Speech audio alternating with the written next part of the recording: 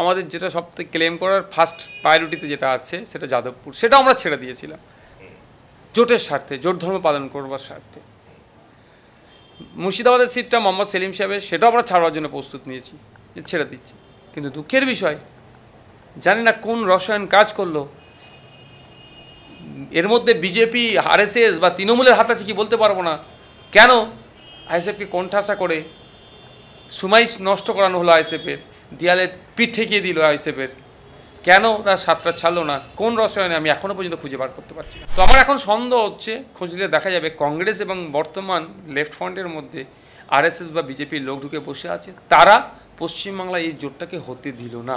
Diamond হারবারে যে শান্তিপূর্ণ vote হয়, মানুষ যে তার মতামত দেওয়ার জায়গাটাকে পায় ঠিকঠাক করে, এবং ডায়মন্ড হারবারের বিদায়ী সাংসদ বর্তমান তৃণমূল কংগ্রেসের প্রার্থী যদি সে তার গুন্ডামস্তান পুলিশ প্রশাসন যাই বলে না কেন যদি শান্তিপূর্ণ রাখতে পারেন, মানুষ যদি এই সুযোগটা পায়, ওই 4 লাখ না কত লাখের ভোটে জিতবার কথা বলছেন না, মাইনাসে রান করবে। একা বিধায়ক ধরে নেওয়া যায় যে এই ধরনের একাকী বিধায়করা এক কোণে কোণঠাসা হয়ে পড়ে থাকবেন, কিন্তু নওশাদ সিদ্দিকীর ক্ষেত্রে সেটা হয়নি। একা হওয়া সত্ত্বেও তিনি ছেয়ে গেছেন রাজ্যে, পরিচিত মুখ হয়েছেন গোটা রাজ্য এবং রাজ্যের সীমানা ছাড়িয়ে দেশেও। এই হেন নওশাদ সিদ্দিকী এখন বিতর্কের মুখে, প্রশ্নচিহ্নের মুখে। কেন তিনি ডায়মন্ড হারবারে দাঁড়াবেন বলেও দাঁড়ালেন না। নওশাদ, একদম শুরুর প্রশ্ন হচ্ছে এটাই যে একটা সময় বাংলায় আপনি জানেন যে ফজলুল হককে বলা হতো বাংলার বাঘ, আপনি কি এই ধরনের একটা বাঘ হওয়ার সম্ভাবনা মিস করলেন? দেখুন, তারা দৃষ্টান্ত স্থাপন করেছেন, তারা বাঙালির আইকন, তাদের সাথে নিজেকে কম্পেয়ার কোনোদিন আমি করি না, করবো না। আমি আমার লক্ষ্য নিয়ে যাচ্ছি এবং এগিয়েও চলেছি। দাঁড়ানোর বিষয়টাতে নিয়ে দেখুন, আমি 6-8 মাস আগে থেকেই বলে আসছিলাম যে দল অনুমোদন দিলে আমি দাঁড়াতে প্রস্তুত আছি। সেটা গেলে মিডিয়ার বন্ধু থেকে শুরু করে জনমানুষে প্রচুর চর্চা হয়েছে, সবাই আশা করেছিল এবং আমিও আশা করেছিলাম আমি লড়াই করব, দাঁড়াবো এবং ওখান থেকে পরাজিত করে ওখান থেকে আমি এমপি পার্লামেন্টে যাব। ঠিক ভাঙড় থেকে এমএলএ হয়ে দেশের রাজ্যের আইনসভার মধ্যে যেভাবে প্রতিনিয়ত মানুষের হয়ে সওয়াল করে গিয়েছি, ভাঙড় বিধানসভার মাসি হয়ে সওয়াল করে গেছি, ঠিক একইভাবে ডায়মন্ড হারবারবাসীর হয়ে সওয়াল করব, দেশের মানুষের হয়ে সওয়াল করব। কিন্তু কিছু বাধ্যবাধকতা থাকে, পার্টির কিছু দলীয় গণতন্ত্র থাকে, সেক্ষেত্রে আমাকে রাজ্য কমিটির যে চূড়ান্ত সিদ্ধান্ত হচ্ছে ওখান থেকে আমাকে অব্যাহতি দিয়েছে। এবং এটাও জানি এটা কি রাজ্য কমিটির মধ্যে কিন্তু অনেকেই মতামত দিয়েছিল, ওখানের পক্ষে দিয়েছিল, ওখানের বিপক্ষে দিয়েছে বেশিরভাগ, এবং আরও অন্য জায়গা থেকে কন্টেস্ট করার জন্য মতামত দিয়েছিল। হয়তো সেই জায়গায় কন্টেস্ট করলে আমার আরও সহজে জিতা যেত এত ব্যাপারটা। তারপরেও হচ্ছে আমাকে টোটালি কন্টেস্ট করা থেকে অব্যাহতি দিয়েছে, যাতে সারা রাজ্যে যেভাবে আমার ব্যাপ্তি ঘটেছে, আমরা ঘটাতে পেরেছি আইএসএফের, সেইগুলোকে ভোট বাক্সে যেভাবে আনা যায় এবং সাধারণ মানুষের জনপ্রতিনিধিকে পার্লামেন্টে পাঠানো যায়, সেই কাজে আমাকে দায়িত্ব দিয়েছে। নওশাদ, আপনি কি নিশ্চিত ছিলেন? আপনি বললেন যে ওখান থেকে জিততেন, পার্লামেন্টে যেতেন, আপনার কি মনে হয় আপনি নিশ্চিত জিততেন? আমার ভরসা ছিল, মানুষের প্রতি ভরসা এখনও আছে। অত্যাচারিত, নিপীড়িত, বঞ্চিত মানুষ আমাকে ঐক্যবদ্ধ ভোট দিতেন। এরপরে যে আর একটা কথা আপনি বললেন যে সাংগঠনিক সিদ্ধান্ত ইত্যাদি ইত্যাদি, এর মধ্যেই একটা রহস্যের জাল থেকে যাচ্ছে, একটা সন্দেহের বাতাবরণ তৈরি হয়ে যাচ্ছে। সাংগঠনিক সিদ্ধান্ত বলে কি আপনি আড়াল করতে চাইছেন? সন্দেহ যে যার মতো করে ব্যাখ্যা করতে পারে, কেউ যদি মনে কিছু আড়াল করছি তার ব্যাখ্যা। তবে একটা কথাই, গণতন্ত্রের গুলি আমরা মুখে আওড়াচ্ছি, যদি আমরা আমার দলীয় গণতন্ত্রকে মান্যতা না দিতে পারি, তাহলে আমার না কথা বলাই উত্তম। না, আমি একটা কথা বলছি, ধরুন আপনি প্রথমে বলেছিলেন যে আপনি দাঁড়াবেন, হ্যাঁ, এটাও বলেছিলেন যে দল যদি সিদ্ধান্ত নেয় আপনি দাঁড়াবেন। তারপরে বামফ্রন্ট তথা মানে সিপিএম তথা বামফ্রন্ট আপনার জন্য অপেক্ষা করতে লাগলো। আজকে বোধহয় 68 দিন হবে, প্রায় 70 দিন কেটে গেল। তারা অপেক্ষা করতে করতে একটা সময় তারা প্রতিক্রিয়া দিল, আপনি যখন বললেন যে আপনি দাঁড়াবেন না। এবং আপনি প্রথমে, আমি যতদূর জানি, আপনারা 20টা আসন বোধহয় চেয়েছিলেন বামফ্রন্টের থেকে, তাই তো? তারপরে সেটা নেমে নেবে 7টা হলো, 7টাও আপনাকে বামফ্রন্ট দিতে রাজি হলো না। আপনার কি এখানে মনে হচ্ছে যে এই ধরনের দল, বাম বলুন বা কংগ্রেসে যদি এর সঙ্গে থেকে থাকে, তবে কংগ্রেসও আপনাকে বা আপনাদের ইউজ করতে চাইছে, আপনাদের রাজনৈতিক বিকাশ ওরা চায় না? রাজনৈতিক বিকাশ কতটা চাইছে কি চাইছে না সেটা জনগণ বুঝতে পেরে গিয়েছে, আমি নতুন করে বলবো না। তবে একটা কথা, দেয়ালে পিঠ থেকে গিয়েছিল। 20, 14, 12, 10, 8, 9, 7 পর্যন্ত চলে এসেছিলাম। যাদবপুরের সিট আমাদের যেটা সবথেকে ক্লেম করার ফার্স্ট প্রায়োরিটিতে যেটা আছে সেটা যাদবপুর, সেটা আমরা ছেড়ে দিয়েছিলাম জোটের স্বার্থে, জোট ধর্ম পালন করবার স্বার্থে। মুর্শিদাবাদের সিটটা মোহাম্মদ সেলিম সাহেবের, সেটাও আমরা ছাড়বার জন্য প্রস্তুত নিয়েছি, যে ছেড়ে দিচ্ছি। কিন্তু দুঃখের বিষয় সেই অনড় মনোভাব, কংগ্রেস তো আসেই নেই, অচ্যুত মনে করে আইএসএফকে, সেটা প্রসঙ্গ যাচ্ছি না। লেফট ফ্রন্ট তো শ্রেণী বন্ধুর কথা বলে, শ্রেণী সংগ্রামের কথা বলে। ভেবেছিলাম লেফট ফ্রন্টে তো কংগ্রেসের মতো ওই ধরনের অদূত্যপূর্ণ আচরণ করবে না, কিন্তু তারপরেও কি দেখছি যে যেন মনে হচ্ছে আমাদের এটা কর্নার করা হচ্ছে, সাইড লাইনে রাখা হচ্ছে। ব্যাপ্তি যদি ব্যাপকভাবে ব্যাপ্তি ঘটে, হয়তো আগামী দিনে প্রশ্ন থাকতে পারে। কারণ সেই জন্য 7-7কে 49, 27টে 56 হিসাব করছে। আরে 2026-এ 156 হতে পারে, আর শুধু 6টা সিটে লড়াই করতে পারি, সেখানে সাংগঠনিক বাস্তবতার উপরে সামনে রেখে। এখন থেকে যদি আমি 2026 ভাবি, তাহলে এটা তাহলে এখানে আমি জাস্ট পার্টিসিপেন্ট করতে নামলাম। আর যদি এখানে জিতে উঠতে হবে, আইএসএফকে 7টা ছেড়ে বাকি সিটগুলোতে 35টাতে ব্যাপকভাবে লড়াই দিয়ে, কোনো জায়গায় 8-10টাতে কংগ্রেস আছে, বাকি লেফট ফ্রন্ট আছে, একসাথে লড়াই করে যাদবপুর থেকে শুরু করে, ডায়মন্ড থেকে শুরু করে, মথুরাপুর থেকে শুরু করে, আপনার তমলুক থেকে শুরু করে, বালুরঘাট থেকে শুরু করে, বীরভূমের সিট দুটোর খুব ভালো জায়গায় ছিল, যেটা আমরা ঐক্যবদ্ধে লড়াই করতাম। মালদা মুর্শিদাবাদের 5টা সিট থেকে শুরু করে আপনি কুচবিহার পর্যন্ত, আলিপুরদুয়ারও ভালো ফল হতো আমাদের। কিন্তু দুঃখের বিষয়, জানি না কোন রসায়ন কাজ করলো, এর মধ্যে বিজেপি, আরএসএস বা তৃণমূলের হাত আছে কি বলতে পারবো না, কেন আইএসএফকে কোণঠাসা করে সময় নষ্ট করানো হলো, আইএসএফের দেয়ালে পিঠ ঠেকিয়ে দিল আইএসএফের, কেন ওরা 7টা ছাড়লো না, কোন রসায়নে আমি এখনো পর্যন্ত খুঁজে বার করতে পারছি না। মানে আমি বলছি যে ওরা বলছে, বামেরা সন্দেহ করছে এবং প্রকাশ্যেও বলছে, অনেকে জনান্তিকেও বলছেন যে এক হচ্ছে আপনার সঙ্গে বোধহয় তৃণমূলের একটা কোনো আঁতাত হয়ে গেল, এমন কথাও বলা হচ্ছে আপনি বোধহয় ওখান থেকে অনেক টাকা পয়সাও নিলেন, জনান্তিকে বলা হচ্ছে। এবং আপনি আবার উল্টো কথা বলছেন, আপনি বলছেন যে ওরা ওখান থেকে তৃণমূল বা বিজেপির থেকে কোনো বার্তা পেল কিনা, আপনি আঙুল তুলছেন সিপিএমের দিকে। কি ঘটছে, ব্যাপারটা কি হচ্ছে নওশাদ? আমি অন ক্যামেরা বলছি, খোঁজ নিলে দেখা যাবে, আজ নাহলে একদিন এক্সপোজ নিশ্চিতভাবে হবে। কারণ যারা 30 বছরের বামপন্থা বলে দাবি করতো, নিজেকে মার্কসিস্ট বলে দাবি করতো, তারা এখন বিজেপি ঝান্ডা ধরে ঘুরছে, এরকম অনেক আছে তো। বিশ্বনাথ কারক মহাশয়, এরকম অনেকে আছে। তো আমার এখন সন্দেহ হচ্ছে, খোঁজ নিলে দেখা যাবে কংগ্রেস এবং বর্তমান লেফট ফ্রন্টের মধ্যে আরএসএস বা বিজেপির লোক ঢুকে বসে আছে, তারা পশ্চিমবাংলায় এই জোটটাকে হতে দিল না। কারণ এই পশ্চিমবাংলায় যদি এই জোটটা হতো, সহজেই বিজেপি তৃণমূলকে পশ্চিমবাংলা থেকে পরাস্ত করতে পারতাম আমরা ঐক্যবদ্ধ লড়াই, সহজেই। সেটা হতে দিল না, কিন্তু আমরা তাদেরকে হারাবো, আমাদের কেন বেশি কষ্ট করতে হবে। আচ্ছা, এখন যেটা দাঁড়িয়েছে সেটা হচ্ছে যে ডায়মন্ড হারবারে আপনি একটা প্রার্থী দিয়েছেন এবং আপনি নিশ্চয়ই প্রচারে থাকবেন। আপনি প্রার্থী নয়, আপনি প্রচারে থাকবেন, এখান থেকে ডায়মন্ড হারবারে কতটা লাভ তুলতে পারবেন বলে মনে হয়? আইএসএফ ডায়মন্ড হারবারে লড়াই করছে। হ্যাঁ, নওশাদ সিদ্দিকী এখন হয়তো একটু পরিচিতি মুখ হয়েছে। 2021 সালে কিন্তু নওশাদ সিদ্দিকী ওই আজকে ডায়মন্ড হারবারে যিনি প্রার্থী একইভাবে ছিল। তো আজকে যিনি প্রার্থীকে আমরা দান করেছি, যথেষ্ট তিনি পোটেনশিয়াল, সময় কথা বলবে, আমরা সর্বোচ্চ দিয়ে লড়াই করব। নওশাদ সিদ্দিকী দাঁড়ালে যে লড়াই হতো, মুসলিম লস্কর দাঁড়িয়েছে, একই লড়াই হবে। এখান থেকে আরেকটা কথা, যে গতবার মানে 2019-এর নির্বাচনে আমার এক্ষুনি এক্সাক্ট ডেটাটা মনে নেই, সম্ভবত 3,20,000 বা এইরকম একটা মার্জিন ছিল অভিষেক বন্দ্যোপাধ্যায়। তার আগে 2014 সম্ভবত 72,000 সামথিং মার্জিন ছিল অভিষেক বন্দ্যোপাধ্যায়। গতবারের 2019-এর নির্বাচনে প্রচুর অভিযোগ এসেছিল, হিংসা ইত্যাদি ইত্যাদি ইত্যাদি। আজকের দিনে দাঁড়িয়ে কোনটা ঠিক কী অবস্থা ডায়মন্ড হারবারের আপনার মনে হয়? ডায়মন্ড হারবারে যদি শান্তিপূর্ণ ভোট হয়, মানুষ যদি তার মতামত দেওয়ার জায়গাটাকে পায় ঠিকঠাক করে, অর্থাৎ ভোট কেন্দ্র নির্বিঘ্নে, কোনো হুমকি নয়, গেল ভোট দিল, ইভিএম মেশিন আর ভোটার থাকলো, এবার নির্বিঘ্নে বাড়ি ফিরে আসলো, এই পরিস্থিতি যদি ইসিআই করতে পারেন এবং ডায়মন্ড হারবারের বিদায়ী সাংসদ বর্তমান তৃণমূল কংগ্রেসের প্রার্থী যদি সে তার গুন্ডামস্তান পুলিশ প্রশাসন যাই বলে না কেন যদি শান্তিপূর্ণ রাখতে পারেন, মানুষ যদি এই সুযোগটা পায়, ওই 4 লাখ না কত লাখের ভোটে জিতবার কথা বলছেন না, মাইনাসে রান করবে। আর গতবারের মতো প্রায় 5 থেকে 600 বুথে তো অবাধ ছাপ্পা চলেছে, বিরোধীদের 4টে 5টা 6টা 10টা 12টা ভোট, আর শাসকের সেখানে 700 800 850 650 এই ধরনের ভোট পেয়েছে। এই ধরনের করলে 4 লাখ নয়, সেটা বেড়ে হয়তো 8 লাখও করতে পারে। নমস্কার, একটা কথা বলার এখানে, সেটা হচ্ছে একটু একদম ডাইভার্স থেকে বেরিয়ে একটা প্রশ্ন করছি, কারণ এই প্রশ্নটা চিরন্তন থাকবে আমার মনে হয়, আমার প্রশ্নটা এবং আপনার উত্তরটা। সেটা হচ্ছে আইএসএফ, ইন্ডিয়ান সেকুলার ফ্রন্ট, আপনাদের অনেকে এখনো পর্যন্ত সাম্প্রদায়িক বলে, কেন বলে?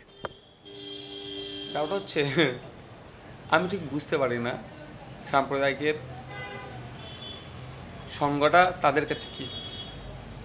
এই মাথায় টুপি দাঁড়িয়ে আছি বলে, পৈতে নিয়ে থাকে বলে, না কি করলে তারা সাম্প্রদায়িক নয় আর কী করলে সাম্প্রদায়িক, তাদের যে ব্যাখ্যাটা আমরা বুঝে পাই না।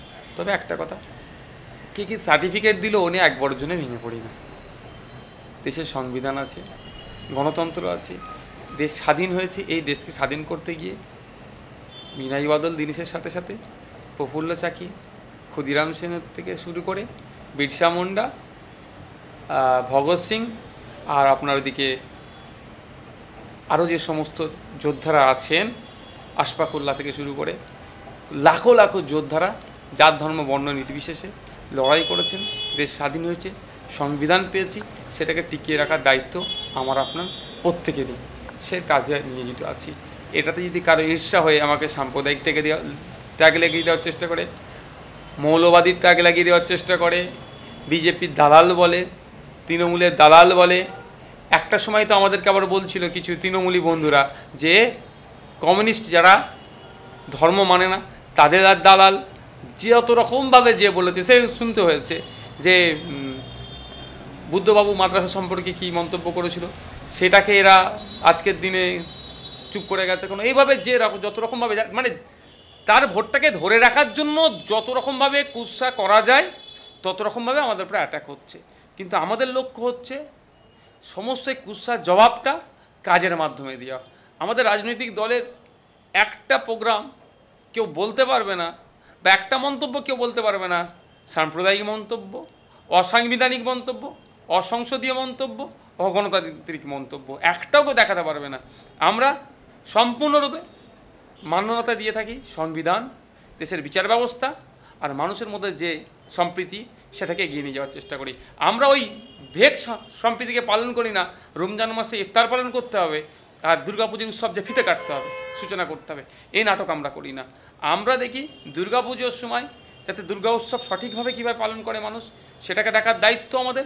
ঠিক একইভাবে রমজান মাসের ফলটা যাতে কম দামে যাতে কিনতে পারে, চড়া দামে না কিনে, সেটা দেখার দায়িত্ব আমরা পালন করি। এটাতে আমি মনে করি প্রকৃত সম্প্রীতি এটাই। সম্প্রতি এই বক্তব্যটা আপনার খুব ভাইরাল হয়েছে এই ফলের দাম নিয়ে। আমি যেটা কথা বলছি ঠিক আছে, কিন্তু দেখুন, একটা তো মানুষের কাছে ইমপ্রেশন কি তৈরি হয়েছে, ন্যারেটিভটা তো খুব বড় রাজনীতিতে, বাস্তবের চেয়েও ন্যারেটিভটা অনেক সময় বড় হয়ে যায়। যেমন বিজেপি তৃণমূলের এখন বাইনারি তৈরি করছে, ন্যারেটিভটা যদি ছড়াতে পারে মার্কেটে, 2021-এর মতো ফায়দা নিয়ে নেবে যে বিজেপিকে নাকি একাই রুখতে পারে তৃণমূল। আর যারা তৃণমূলের হাতে অত্যাচারিত তারা ভাবছে বিজেপিকে হাত দিলে বিজেপিকে ভোট দিলে অত্যাচারের হাত থেকে বাঁচবে। যে ন্যারেটিভ বানিয়েছিল, যে প্রপাগান্ডা চালিয়েছিল, সেইটা চেষ্টা করছে। এইটা একটা খুব জরুরি জায়গায় চলে এলেন আপনি নওশাদ, ইম্পর্টেন্ট। এক হচ্ছে এখানে দুটো প্রশ্ন আমি একসঙ্গে করছি আপনাকে, আপনি আপনার মতো করে উত্তর দিন। একটা হচ্ছে যে আইএসএফ কেন না মুসলিম ভোটটা বা মমতার মুসলিম ভোট ব্যাংকটাকে ভাঙতে পারবে আইএসএফ, এটা একটা দিক। আরেকটা দিক হচ্ছে অনেকে বলছেন যে না, মুসলিম সমাজ তারা তাদেরই ভোট দেবে যারা বিজেপি তথা আরএসএসের সঙ্গে বিশ্বাসযোগ্যভাবে লড়াই করতে পারবে। মানে পশ্চিমবঙ্গের ক্ষেত্রে তৃণমূলকে বলা হচ্ছে, যদিও বা বামেরা একটা বিজেমূল তত্ত্ব বলে, তবু বলা হচ্ছে যে তৃণমূলের দিকেই মুসলিমদের ভোটটা যাবে। কেন যাবে? তারা বিশ্বাসযোগ্য লড়াই মোদির সঙ্গে দিতে পারছে। আপনি কি বলেন? পশ্চিমবাংলা শুধুমাত্র মুসলিমদের জন্য রাজনীতির ময়দানে আসেনি, আমি অন ক্যামেরা বলছি। পশ্চিমবাংলার বঞ্চিত সমাজের মানুষের জন্য কথা বলতে এসেছি। ভোটের আগে কুরমালি ভাষায় অনেক কিছু করে দেবেন, সাঁওতালি শিক্ষা বোর্ডের কথা বলে, মাইনরিটিদের ডেভেলপমেন্টের কথা বলে, ওয়াক্ফ প্রপার্টি উদ্ধারের কথা বলে, ভোট শেষ হয়ে গেলে সব ভুলে যায়। একটা কথা। দ্বিতীয় কথা হচ্ছে আপনি না, যে কোশ্চেনটা উঠছে সংখ্যালঘু ভোট ভাগ হয়ে যাবে। সংখ্যাগুরুরা কি তৃণমূলকে ভালোবাসে? সংখ্যাগুরুরা কি সবাই বিজেপিকে ভালোবাসে? দলিতরা কি, এসসি সমাজের মানুষ সবাই কি তৃণমূলকে ভালোবাসে বা সবাইকে বিজেপিকে ভালোবাসে? এসটিরা সবাই ভালোবাসে তৃণমূলকে না সবাই ভালোবাসে বিজেপিকে? যদি সবাই সংখ্যাগুরুরা যদি সবাই বিজেপিকে ভালোবাসতো তাহলে আর ইডি সিবিআই দিয়ে দুটো রাজ্যের মুখ্যমন্ত্রীকে এখন সিঁড়িঘরে রাখতো না। অভিযোগ আছে, সে ওর থেকে বড় বড় ভয়ঙ্কর অভিযোগ নিয়ে আছে, তারা ওয়াশিং মেশিনে যাচ্ছে, সব ঠিক হয়ে যাচ্ছে। পশ্চিমবাংলার একইভাবে সংখ্যালঘুরা সবাই আইএসএফকে ভোট দেবে, এটা আমি কোনোদিন আশা করিনি।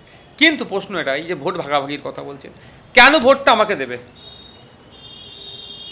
আমি সেই অর্থে খুব দেখতে খুব হলিউডের হিরোদের মতোও নয়, বা WWF-এর বা WWE-র যারা আছে তাদের মতো সেই রকম শক্তিশালীও নয়, বা কুংফু চ্যাম্পিয়নও নয়, বা রেজাল্টেও আমি খুব হাইফাইও নয়। তাহলে আমাদেরকে কেন দেবে ভোটটা? আমাদেরকে ভোট কারা দিচ্ছে? দলিত, আদিবাসী, পিছিয়ে বর্গ সব উচ্চ বর্ণের মানুষেরা, যারা বঞ্চিত মানুষ আশার আলো দেখছে। এটাই শাসকের, এবং যারা ভোট নিয়ে কুক্ষিগত করে মানুষকে রাখতে চায় তাদের ঈর্ষার কারণ হয়ে দাঁড়িয়েছে। ওই জন্য শুধু মুসলিম ভোট ভাগ ভাগ বলছে। তাহলে হিন্দু ভাইকে সাম্প্রদায়িক বলে দেওয়া হচ্ছে তো ঘুরিয়ে, তাদের অনুযায়ী সংখ্যাগুরু ভাইদেরকে। মুসলিম ভোট, কোনো ভোট ভাগ হয় না। ভোট নিজস্ব কারো প্রপার্টি নয়। দেশ স্বাধীন হওয়ার পর থেকে কংগ্রেস দীর্ঘদিন ধরে শাসন করেছে বাংলাদেশের। কংগ্রেস যদি বলে এখন ওটা আমার ভোট ছিল, 34 বছর লেফট গভর্নমেন্ট বাংলায় শাসন করেছিল, যদি বলে এখন ওটা আমার ভোট ছিল। এই 13 বছর সরকার চলছে, তৃণমূল যদি বলে এটা আমার ভোট। এইটা আমরা ভাঙতে চাইছি, এই বাইনারিটা, এটাকে ধ্বংস করতে চাইছি। অন ক্যামেরা বলছে এই ভোট কারো নির্দিষ্ট নয়, যে হিন্দু ভাইকে নাকি বিজেপিকে দিতে হবে, নাকি সে নাকি প্রকৃত হিন্দু হতে পারবে না। এইটাকে ভাঙতে হবে, এইটা ভাঙার কাজে আছি। মানুষ উন্নয়নের নিরিখে ভোট হোক। আমার পাশের বাড়ি রাম কাকু, আমার পাশের বাড়ি রহিম চাচার ছেলেটা উচ্চশিক্ষায় শিক্ষিত হয়ে চাকরি পাচ্ছে না, ধর্ণা মঞ্চে বসে আছে 1000 দিনের ওপরে। আর আপনি আমি মুসলিম হিন্দু ভোট ভাগ করবো, ও খেলাই নাই। ওদের চাকরিটা কী হবে তার জন্য লড়াই করব। রাম কাকা আর রহিম চাচা দুজন তখন এগিয়ে আসবে, সে ভরসা আমরা করি। এগিয়ে আসছে আমাদের পাশে, সাহস পাচ্ছে ওই জন্য। আর দ্বিতীয় কথা যেটা হচ্ছে, এটা বললেন, হ্যাঁ, এটা শুধুমাত্র পশ্চিমবাংলা নয়, সারা পৃথিবীর ইতিহাস বলছে সংখ্যালঘুরা দেখে যেটা শক্তিশালী তাদের পাশে থাকার চেষ্টা করে। সারা পৃথিবীর ইতিহাসে ধর্মীয় সংখ্যালঘু, জাতিগত সংখ্যালঘু, বর্ণগত সংখ্যালঘু, ভাষাগত সংখ্যালঘু, যেভাবেই সংখ্যালঘু হোক না কেন, তারা সবসময় যারা শাসন কার্যে থাকে, যারা শক্তিশালী তাদের পাশে থাকার চেষ্টা করে। সে ট্র্যাডিশন চলছে। তবে এই বছরের কথা বলছি, 21-এর পর থেকে কিন্তু সেই ট্র্যাডিশন ভাঙতে শুরু হয়েছে। ওই জন্য পঞ্চায়েত নির্বাচনে আপনি দেখেছেন তৃণমূলের উন্নয়ন বাহিনীকে দিয়ে নমিনেশন কেন্দ্রগুলোকে ঘিরে রাখতে হয়েছিল। ভোটকে গণনা কেন্দ্রতে হেরে যাওয়ার পরেও হেরে গিয়েছে তারা। বিজেপি মানে তৃণমূলে যারা আছে তারা জিতেছে, তাদেরকে মেরে বার করে দিয়ে বিজেতার সার্টিফিকেট নিয়ে সবুজ আবির মেখেছে তৃণমূল। এই ট্রেনটা ভেঙে গেছে বাংলায়। এখন সংখ্যালঘু যেহেতু মুসলিমদের কথা আপনি বলছেন, পশ্চিমবাংলার মুসলিমরা দেখে নিয়েছে বিজেপির সাথে, তৃণমূলের সাথে, আরএসএসের সাথে, তৃণমূলের সাথে কত ভালো সম্পর্ক। যে আরএসএস বলছে যে দুর্গা বলে সম্বোধন করছে তৃণমূলকে, সেই তৃণমূল আরএসএসকে এখানে কাউন্টার করবে, বিজেপিকে কাউন্টার করবে। যে মমতা ব্যানার্জি মোদিজির বলছে নাকি কোমরে দড়ি বাঁধবে, টানবে বলেছিল, বলে ভোট নিয়েছিল, সেই মোদিজিকে শাল পাঠাচ্ছে দড়ির পরিবর্তে, ঘাড়ে শাল দিচ্ছে, বা জন্মদিনে ফুল মিষ্টি পাঠাচ্ছেন।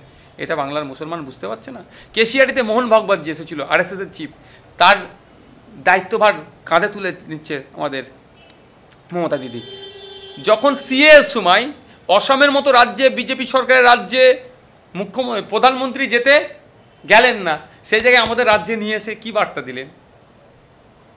এটা কি পশ্চিমবাংলা মুসলিম সমাজের মানুষরা বুঝতে পারছেন না? ইভেন লেটেস্ট বলছি, সৌরভ গাঙ্গুলি বাড়িতে অমিত শাহ জি আসবেন, কি খাবেন সেটা মমতা ব্যানার্জি ঠিক করে দিচ্ছে। এর থেকে বড় কি ভালো সুসম্পর্ক তাদের মধ্যে আছে, নতুন করে কীভাবে বলতে লাগবে? এটা বাংলার মুসলিম সমাজ দেখে নিয়েছে যে সিএর সময় পার্লামেন্টে ভোটাভুটিতে সিএরকে খণ্ডন করা দরকার। সিএ খণ্ডন তো দূরের কথা, পশ্চিমবাংলা যারা প্রতিবাদ করছে, এ ধরনের হাজার হাজার মুসলিম ছেলে মেয়েদের নামে মিথ্যা কেস দিয়েছে এই মমতা ব্যানার্জি সরকার। উপরন্তু যারা ভোট দান থেকে বিরত ছিল, তাদের এই ধরনের দুজনকে আজকে সিটে দাঁড়িয়েছে, সাজদা আহমেদ, খলিলুর রহমান, তাদের বিরুদ্ধে দলীয় কী অ্যাকশন নিয়েছে এটা বাংলার মুসলিম সমাজ জেনে নিয়েছে। আমি কিন্তু শুধুমাত্র মুসলিম সমাজের জন্য রাজনীতির ময়দানে আসিনি, বঞ্চিত সমাজের জন্য আসেছি। আপনি ধর্মীয় পরিচয়, আমার আছে আমি মুসলিম, আমার ধর্মীয় একটা শিক্ষার কথা জাস্ট বলি। ইসলামের মধ্যে সর্বোত্তম কাজ কি হযরত মুহাম্মদ সাল্লাল্লাহু আলাইহি ওয়াসাল্লামকে জিজ্ঞাসা করা হয়েছিল, কিন্তু ধর্মীয় কোড কোনো জায়গায় ব্যবহার করেনি। প্রসঙ্গ আসছে বলে বললাম। তিনি বলেছিলেন ক্ষুধার্তকে খাদ্য দাও। তিনি কিন্তু হিন্দু মুসলমানের ক্লাসিফিকেশন করেনি, ক্ষুধার্তকে খাদ্য দেওয়ার কথা বলেছিল। ক্ষুধার্ত হিন্দু হতে পারে, মুসলমান হতে পারে, নাস্তিক হতে পারে, যে কোনো ধর্মের হতে পারে। আজকে ক্ষুধার সূচকে দেশ 100-র ওপরে র্যাঙ্ক চলে গিয়েছে। পাকিস্তান, আফগানিস্তান, আমাদের এশিয়ার অন্য অন্য দেশকে টপকে যাবে কদিন পরেই। আজকে আমাদের লড়াইটা ক্ষুধার্তর মুখে খাদ্য তুলে দেওয়ার লড়াই। এতে কে আমাদেরকে বিজেপি দালালে বললো, কে বললো নাস্তিক দলের সাথে কেন একসাথে অ্যালায়েন্স করেছিল, কে বললো, কেউ যদি বলে তৃণমূলের দালাল, কেউ যদি বলে আরএসএসের কথাই চলছে, যে যা সার্টিফিকেট দিচ্ছে দিক, মন জানে পাপ আর মা জানে বাপ, আমাদের কাছে আমরা লেগে থাকবো।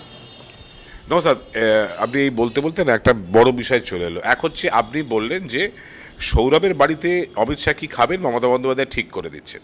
একটা সুসম্পর্কের রয়েছে, একটা কোথাও না কোথাও একটা নিশ্চয়ই যোগসূত্র আছে। অনেকে আবার বলেন যে অভিষেক বন্দ্যোপাধ্যায়ের সঙ্গেও নাকি নাকি নাকি জয় শাহর খুব ভালো সম্পর্ক আছে।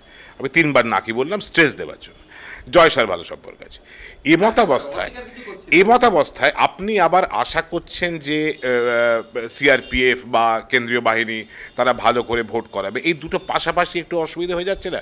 যদি সত্যিই বিজেপির সঙ্গে একটা কানেকশন থাকে তৃণমূলের, তাহলে সিআরপিএফ কেন অভিষেকের কেন্দ্রে সমস্যা তৈরি করবে?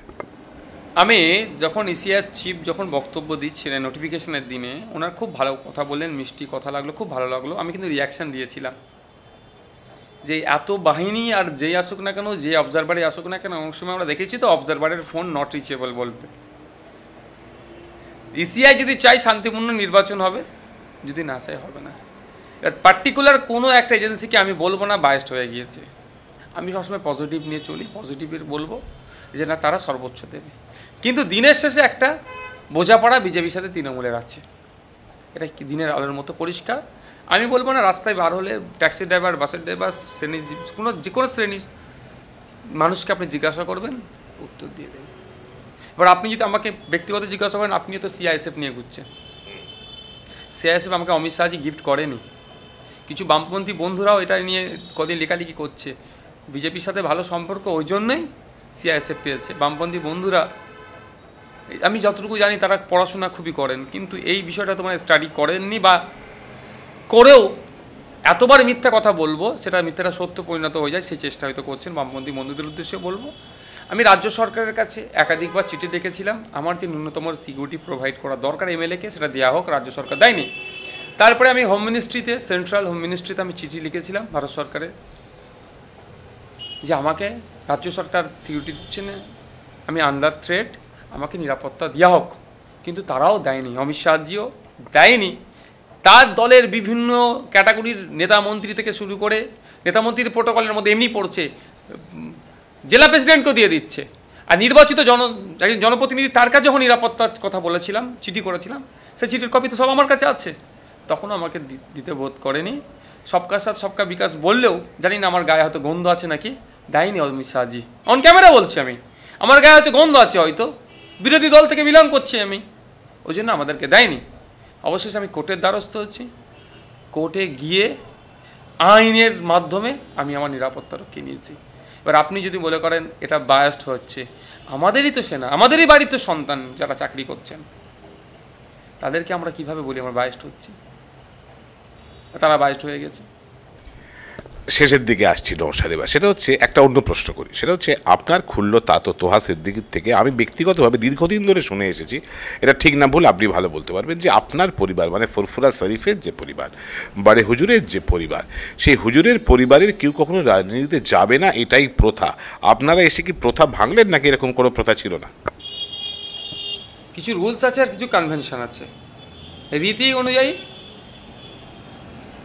আমি যার 4th জেনারেশন, তারপর থেকে কেউ রাজনীতিতে সক্রিয়ভাবে অংশগ্রহণ করেননি। রুলসে নেই এই ধরনের কোনো। আমি যার 4th প্রজন্ম, তিনি সংস্কারক ছিলেন, ধর্ম সংস্কারক ছিলেন, স্বাধীনতা সংগ্রামী ছিলেন, অন্যতম রাজনৈতিক ব্যক্তিত্ব ছিলেন। তিনি নিজের রাজনীতি না করলেও তিনি সেই সময়ে অবিভক্ত বাংলাতে তিনি একাধিক প্রার্থীকে সমর্থন করে জিতিয়ে তিনি আইনসভার মধ্যে পাঠিয়েছিলেন। তারপরে আমি 4th প্রজন্ম, আমি সরাসরিভাবে কন্টেস্ট করছি, এতটুকুই। না তাহলে কি হলো, আপনি প্রথা ভাঙলেন? না, কোনো প্রথা এই ধরনের ছিল না, একটা রীতি হয়ে আসছিল যে ভোটে কন্টেস্ট করবে না। আপনার কি মনে হলো যে রাজনীতিকে পেছন থেকে কন্ট্রোল করার চেয়ে সরাসরি রাজনীতি করলে মানুষের কাজ বেশি করা যাবে? দেখুন, পেছন থেকে কন্ট্রোল করলে যদি কন্ট্রোলের মতন কন্ট্রোল হয়, সেটাকে মেনে নিয়ে যায়। ভোটের সময় আসবে পীর সাহেব, দোয়া আশীর্বাদ দিন, ঘোমটা দিয়ে আসবে, কেউ নকল টুপি পরে চলে আসবে, কেউ সত্যিকার টুপি পরে আসবে, ওটাকে কন্ট্রোল করা যাচ্ছে না। ভোট মিটে যাওয়ার পরে মানুষের অভিযোগটা সমাধান দেখছি হয়ে যাচ্ছে। প্রকাশ্যে রাজনীতিতে আসা দরকার, যে সমস্যা আছে রাজনীতি সমাধান করতে পারবে। নমস্কার, একদম শেষ প্রশ্ন, সেটা হচ্ছে যে আপনার ইমেজে একটা আঘাত লেগেছে, সেটা ঠিক হোক বা ভুল হোক, মানুষের মনে এইটা একটা প্রশ্নচিহ্ন অন্তত তৈরি হয়েছে, রে নওশাদকে ভালো লাগছিল শেষ পর্যন্ত এরকম ডোবালো, এরকম আশাহত করলো। এবার আপনার কাছে সামনে চ্যালেঞ্জ হচ্ছে আপনি নিজে না লড়ে যাকে আপনি প্রার্থী করেছেন তাকে দিয়ে অভিষেককে হারাবেন, এটা কি সম্ভব হবে? শুধু হারাবো নয়, আইএসএফের প্রার্থীকে পার্লামেন্টে পাঠানোটাই আমার কাছে বড় চ্যালেঞ্জ।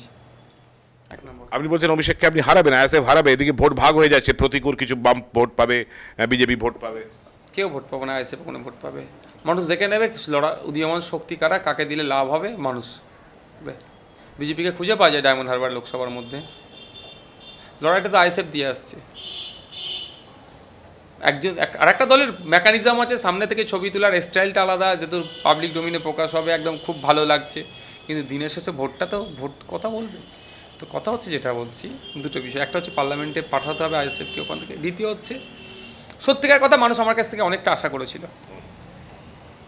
মানুষ হয়তো তারা আশাভঙ্গ হয়েছে, ঠিক কথা, কিন্তু আশাভঙ্গের কারণটা হচ্ছে আমার দলের গণতন্ত্র, অন্য কোনো আমার দ্বিতীয় কোনো অবৈধ শর্ত বা অবৈধ ডিমান্ডের নয়। মানুষ আমাকে যেভাবে আশা করতে শুরু করেছিল, কিছুটা হলো ধাক্কা খেয়েছি আমি। আমার দায়িত্ব হচ্ছে মানুষকে আবার তার পুরাতন জায়গাতে ফিরিয়ে নিয়ে যাওয়া। কীভাবে ফিরিয়ে নিয়ে যাব? 2 বছর ধরে যেভাবে আমার প্রতি মানুষের কনফিডেন্স বিল্ড আপ করেছি, এখন কনফিডেন্স হয়তো একটু হলে লো হয়েছে, সেটা আমার দায়িত্ব। 2 বছর ধরে যেভাবে কনফিডেন্স বিল্ড আপ করিয়েছি, ঠিক যতটুকু গ্যাপ হয়েছে সেটাকেও পূরণ করার দায়িত্ব আমার। সে কাজে আমি লড়ে থাকবো, কারণ হচ্ছে আমি সমাজ ব্যবস্থা পরিবর্তন করতে নেমেছি। ক্ষমতা দখল যদি স্বপ্ন হতো, তাহলে মিনিস্ট্রি নিয়ে ঘুরতাম। সেই সুযোগটা একবার এসেছিল, সম্ভবত প্রস্তাব এসেছিল, সম্ভবত এসেছে, কিন্তু ওই স্বপ্নটা আমার নয়। মিনিস্ট্রি নিতে হবে কি বিনা মিনিস্ট্রিতে কাজ করব, সময় কথা বলবে, কিন্তু মানুষের ভোট, মানুষের বিশ্বাসকে ভেঙে কোনো মিনিস্ট্রিতে যাব, প্রত্যেকে আমার পদত্যাগ করে দিয়ে ঘরে গিয়ে লাইট অফ করে অন্ধকারে বসে থাকে আমার কাছে উত্তম। বড় চ্যালেঞ্জ অভিষেক বন্দ্যোপাধ্যায়ের জন্য এবং তৃণমূলের জন্য তো একই সঙ্গে বটেই। নওশাদ সিদ্দিকী করলেন, নিজে না দাঁড়িয়েও তার যে প্রতিনিধি তিনি দাঁড় করিয়েছেন ওখানে, তাকে দিয়ে অভিষেক বন্দ্যোপাধ্যায়কে হারাবেন এই মুহূর্তে, এটাই সবচেয়ে বড় খবর। দর্শক বন্ধুরা, ক্যামেরায় গৌতমের সঙ্গে দেবক বন্দ্যোপাধ্যায়, চ্যানেল হিন্দুস্তান। বিভিন্ন বিষয়ে ভিডিও পেতে চ্যানেল হিন্দুস্তানের ইউটিউব চ্যানেল সাবস্ক্রাইব করুন www.youtube.com/channelhindustan।